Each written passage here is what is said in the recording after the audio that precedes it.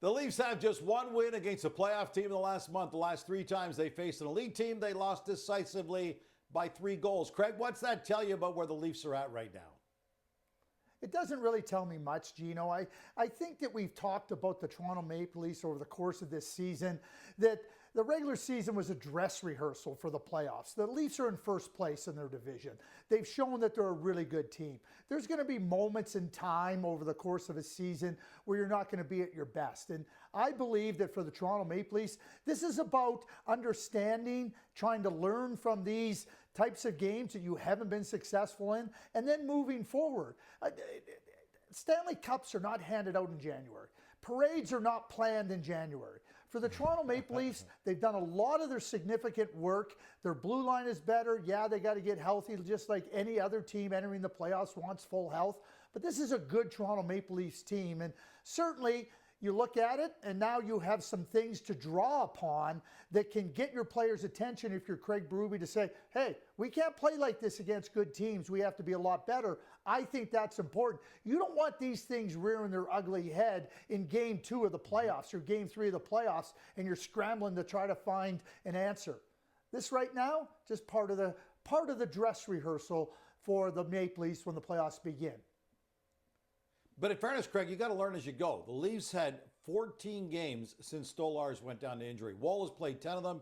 He had the 4th best save percentage when he took over. He's been 17th in save percentage since then. Does this just drive home the point that Wall is not ready to be an everyday number 1 yet? Well, I think that when you consider that Joseph Woll's had some injuries, and now you're trying to work him into more of a workload. And it was the same thing with Anthony Stolarz. That's why you look at Stolarz-Woll tandem. I think it's an excellent tandem. I think that they showed that they can be amongst the best, if not the best tandem in the entire National Hockey League. But when you start to run into injuries, you start to put stress in other areas of your team. And in this case, some stress on Joseph Woll, trying to go through the work of being the workhorse. That's not easy to do. That's part of learning.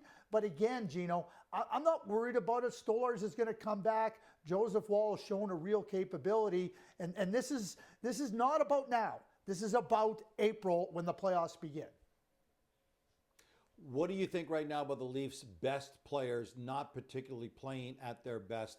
Most recently, Nylander, Mitch Marner. They were so awesome when Matthews first got hurt, and now they've tailed off a bit. Is this team's catching on to how to defend them better? No. They've been elite players in the National Hockey League, amongst the very best for too long. In baseball, they call it the dog days of summer. I think these are the dog days of winter in the National Hockey League. I'm not worried one bit about those players.